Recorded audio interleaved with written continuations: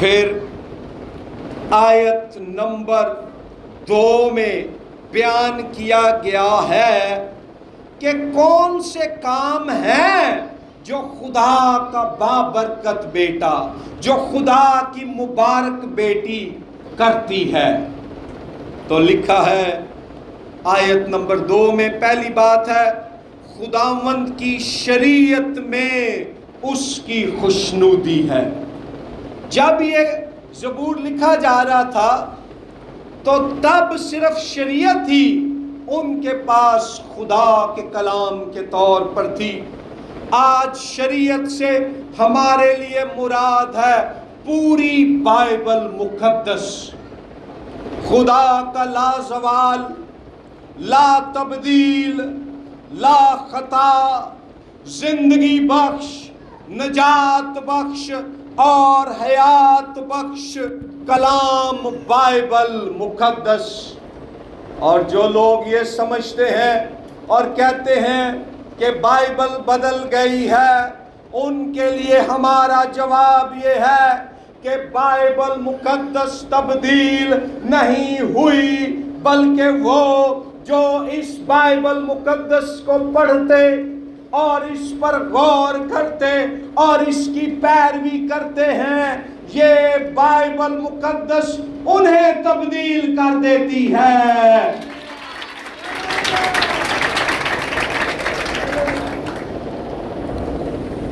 مبارک شخص کی، بابرکت شخص کی پہلی خوبی یہ ہے کہ خدا دی شریعت، خدا دے کلام بائبل مقدس چ او دی خوشنودی ہے۔ خوشنودی سے یہاں مراد ہے اس کے اندر خدا کے کلام کے لیے جذبہ ہے، اس کی خوشی خدا کے کلام میں ہے، اس کے اندر خدا کے کلام کی آگ ہے، اس کے اندر خدا کے کلام کی تڑپ ہے، اس کے اندر خدا کے کلام کے لیے بھوک اور پیاس ہے۔ وہ ہر روز بائبل پڑھتی ہے، وہ ہر روز بائبل پڑھتا ہے۔ آج کے دور میں کون سی چیزیں ہیں جو ہمیں بائبل مقدس کو پڑھنے سے دور کرتی ہیں؟ TV, film, smartphone, Facebook, WhatsApp, YouTube اور ایسی کئی اور الیکٹرانک اور سوشل میڈیا چیزیں۔ میں یہ نہیں کہہ رہا کہ ٹی وی دیکھنا گناہ ہے، میں یہ بھی نہیں کہہ رہا کہ کوئی اچھی اور باحیا اور درست پیغام والی فلم دیکھنا گناہ ہے، میں یہ بھی نہیں کہہ رہا کہ واٹس ایپ یا فیس بک یا یوٹیوب کا استعمال کرنا گناہ ہے، لیکن میں یہ کہہ رہا ہوں کہ ان سب سے بڑھ کر ہماری توجہ کا اور ہمارے فوکس کا جو پہلا مرکز ہونا چاہیے وہ خدا کا کلام بائبل مقدس ہو۔ اے شیواں بات جو ویکھو تے سنو،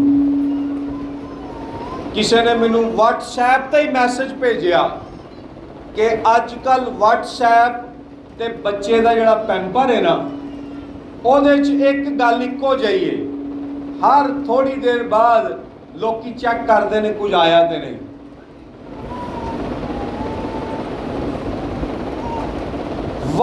صبح اٹھتے نے سب تو پہلا فون کھول کے تے واٹس ایپ چیک کرنا کچھ آیا تے نہیں، فیس بک چیک کرنی ہے کنیاں میریاں تصویراں لائک ہوئیاں نے، میری تصویر تے کنے لوکاں نے کمنٹ کیتے نے، کنیاں نے کو شیئر کیتا ہے، یوٹیوب تے کنے مینوں ویوز مل گئے نے۔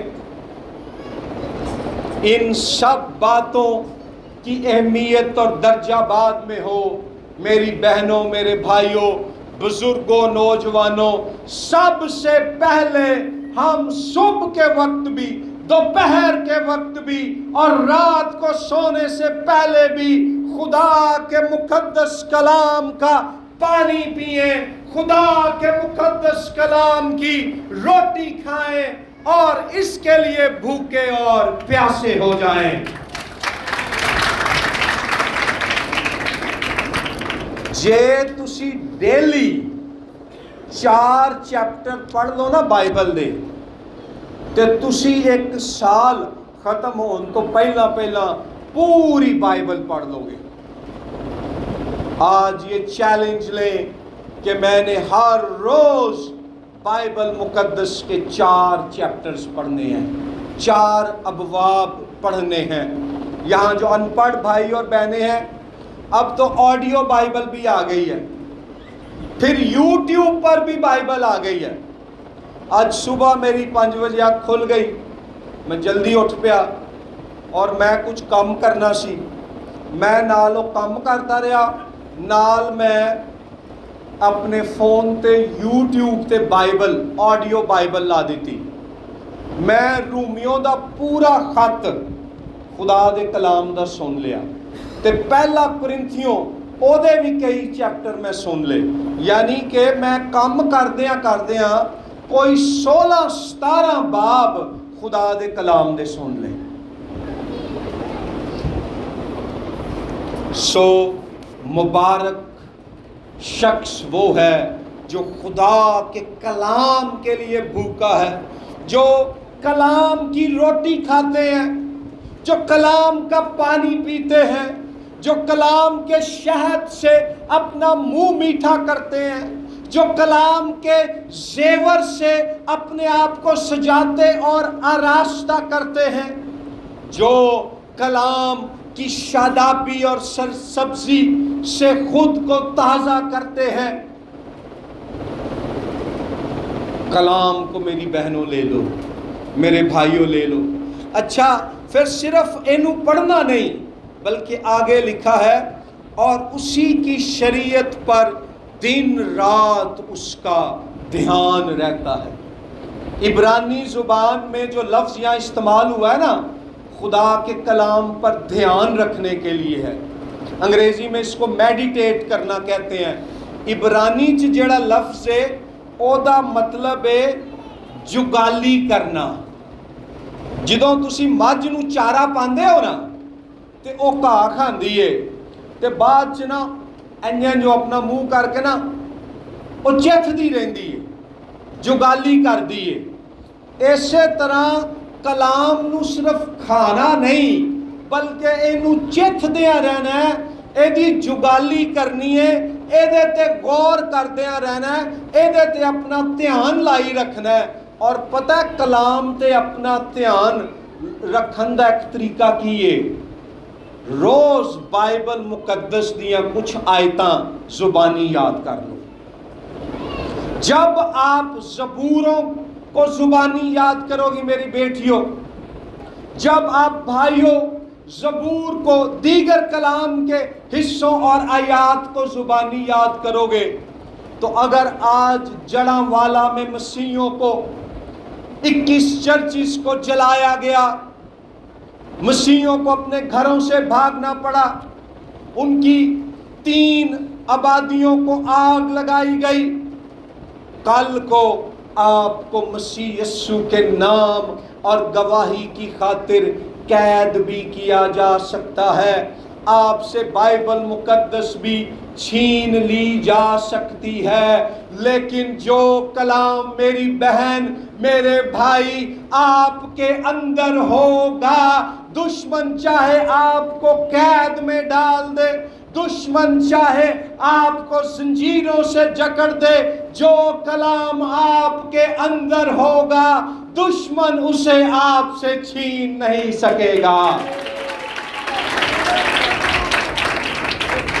سو کلام کو پڑھنا اور اس پر دھیان لگائے رکھنا ہے، جگالی کرنی ہے، اینو چتھنا میں۔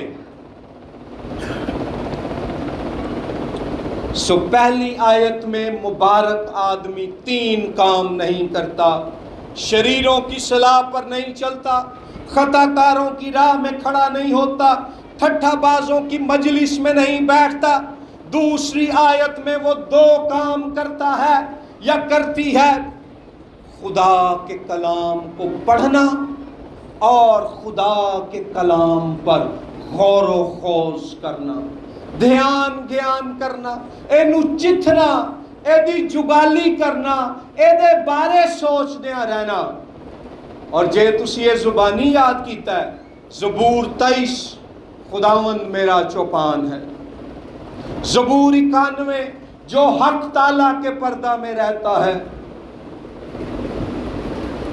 اور دیگر زبور، تو آپ مسلسل ان کو پڑھتے رہیں گے، سوچتے رہیں گے۔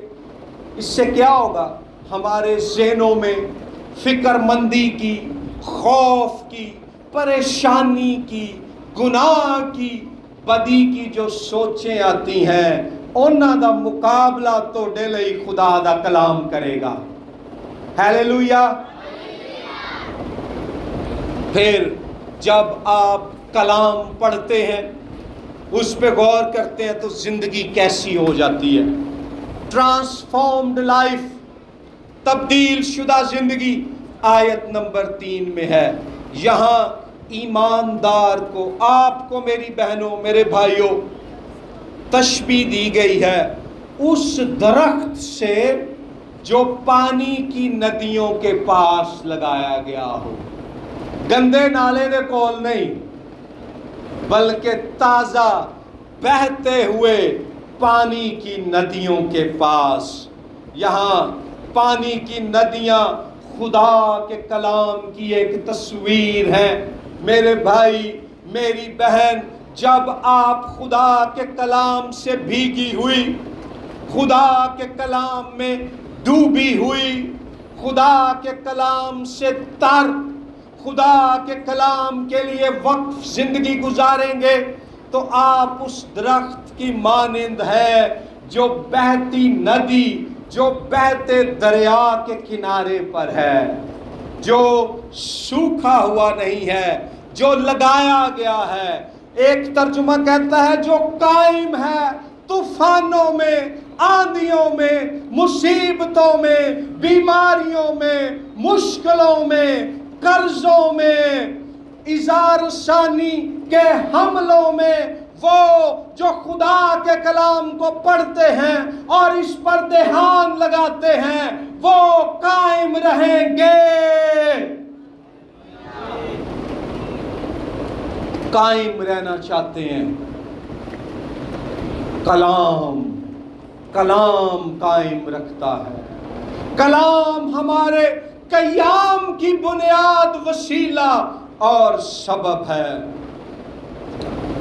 سو جو پانی کی ندیوں کے پاس لگایا گیا یعنی قائم ہے، زندگی چ استحکام آ جائے گا، کدی ادھر کدی ادھر نہیں، بلکہ سیدھا خداوند یسوع مسیح دی راہ تے چلن والے تسی بن جو گے، جدوں تہاڈیاں زندگیاں کلام پڑھن لئی تے کلام تے غور کرن دی وقف نے۔ کئی لوگ ہوندے نا جنوں جڑا آ کے گل دسدا اسے پاسے وہ لگ جاندا ہے۔ ایک دفعہ ایک شیر سی، انہوں بڑی بھوک لگی ہوئی سی، وہ جنگل چ شکار کرنا شروع ہویا تے انہیں ویکھیا کہ تازہ موٹی ہرن ہے، وہ ہرن دے پیچھے جناب دوڑنا شروع ہو گیا۔ اور جدوں ہرن دے نیڑے پہنچیا تے انہیں ویکھیا کہ لومڑی نے او دا راہ کراس کیتا ہے۔ وہ ہرن نو چھڈ کے نا تے لومڑی دے پیچھے دوڑنا شروع ہو گیا۔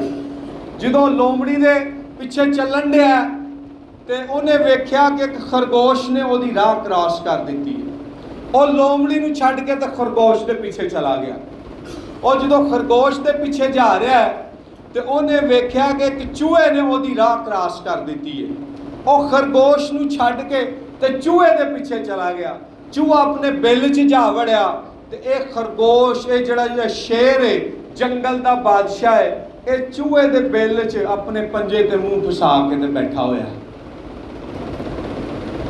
اس کا فوکس نہیں ہے کہ اس نے کس راہ پر چلنا ہے، لیکن وہ شخص مبارک ہے جو خدا کے تحریری کلام بائبل مقدس اور خدا کے مجسم کلام یسوع مسیح کی راہ پر چلتا ہے اور اس سے بھٹکتا نہیں ہے، اس سے مڑتا نہیں ہے، اس سے جدا اور الگ نہیں ہوتا۔ ایسا شخص قائم رہے گا۔ میرے لیے نہیں، خداوند یسوع لی یہ تالیاں بجانیاں نے تو کھل کے خوشیاں نہیں۔ گجرا والا تو ویسے بھی پہلوانا دا شہر ہے، زور آوراں دا شہر ہے۔ پھر اس شخص کی زندگی اس درخت کی مانند ہے جو اپنے وقت پر پھلتا ہے، پھول اس پر لگتے ہیں، اس کے پتے سرسبز ہیں اور وہ پھلدار ہیں۔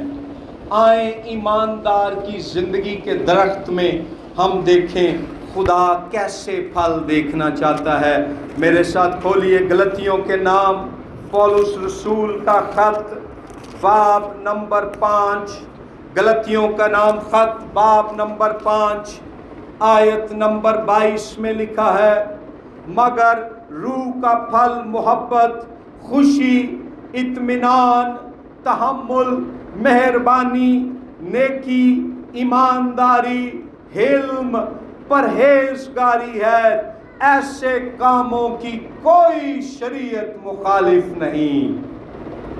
یہاں بابرکت، خوش آسودہ، مبارک ایماندار کی زندگی کی 9 خوبیاں ہیں۔ 9 پھل نے پاک روح دے جیڑے توڑی زندگی دے درخت چ لگن گے جدوں تسی کلام تے فوکس کرو گے، اینو پڑھو گے، اینو سنو گے، ایدے تے دھیان لاؤ گے، ایدے تے غور کرو گے تے عمل کرو گے۔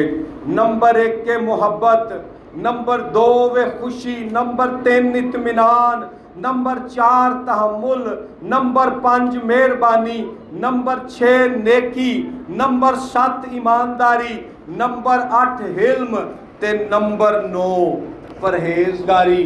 یاد رکھو، انسان کو دنیا دی ساری دولت بھی آ جائے نا تے پیسے دے نال اے چیزاں نہیں خریدیاں جا سکدیاں، لیکن خدا اپنے کلام کے وسیلے سے ہمیں محبت، خوشی اور اطمینان کی دولت مفت دینے کے لیے تیار ہے۔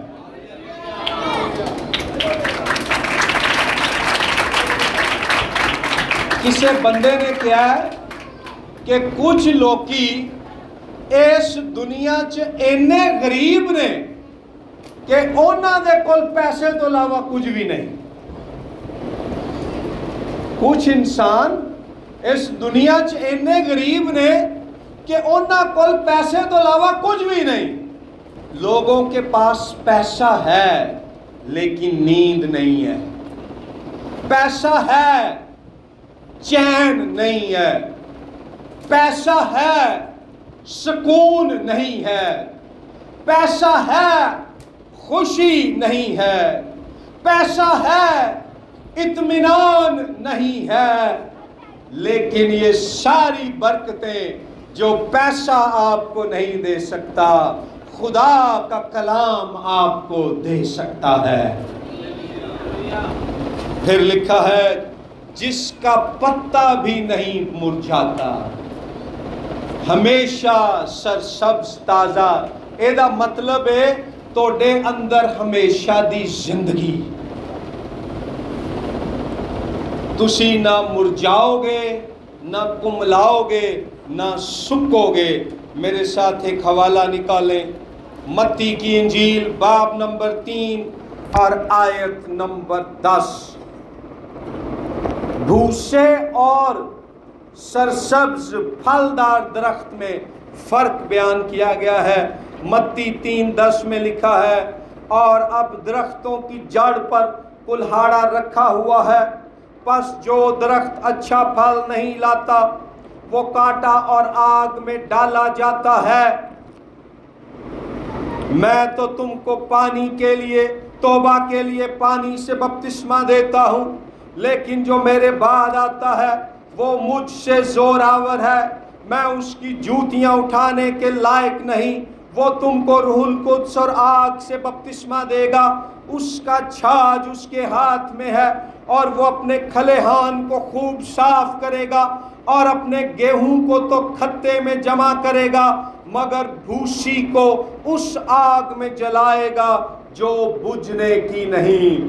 ایماندار، مبارک اور بابرکت لوگ اس درخت کی مانند ہیں جو پھلدار ہے، جس پر اناج لگتا ہے، گندم لگتی ہے، چاول لگتے ہیں، پھل لگتے ہیں، پھول لگتے ہیں، سرسبز پتے ہیں، لیکن شریر آدمی وہ بھوسے کی مانند ہے جو جلا دیا جائے گا۔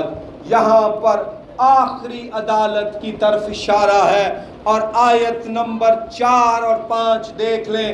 زبور 1 میں شریر کی یہی حالت ہے، لکھا ہے شریر جو ہیں پھلدار سرسبز درخت کی مانند قائم نہیں ہے، دنیا دی نظر جو قائم نے، پر انہوں دا مستقبل کیے۔ آیت نمبر 4 میں لکھا ہے وہ بھوسے کی مانند ہے، توڑی دی طرح نے، ہوا انہیں اڑا لے جاتی ہے، دنیا کی جھوٹی تعلیمات اور آزمائشوں کے پیچھے وہ چل پڑتے ہیں، غلط راہوں پر گامزن ہو جاتے ہیں۔ اور ایماندار تو لکھا ہے قائم رہے گا، وہ پانی کی ندیوں کے پاس لگایا گیا ہے۔ 5ویں آیت میں شریر کے بارے میں لکھا ہے وہ خدا کی عدالت میں قائم نہیں رہ سکیں گے، نہ وہ صادقوں کی جماعت میں قائم رہ سکیں گے، اور خداوند صادقوں کی راہ جانتا ہے۔ صادقوں کی راہ کا نام ہے یسوع مسیح، خدا اسے جانتا ہے، پر شریروں کی راہ یعنی شیطان ابلیس وہ نابود ہو جائے گا، خدا اسے تباہ برباد اور ہلاک کرے گا۔ اگر آپ زندگی کی راہ یسوع کے پیروکار ہیں، یسوع مسیح غیر فانی ہے، لازوال ہے، ابد تک قائم رہے گا، آپ بھی اس کے ساتھ قائم رہیں گے۔ لیکن اگر آپ ابلیس کی راہ پر چل رہے ہیں تو ابلیس کو جہنم میں کی آگ میں پھینکا جائے گا، اس کی راہ پر چلنے والے بھی اسی کے ساتھ پھینکے جائیں گے۔ ان دونوں راستوں میں سے آپ کس راستے کا چناؤ کرنا چاہتے ہیں؟ زندگی کی راہ یسوع کا یا موت کی راہ شیطان کا؟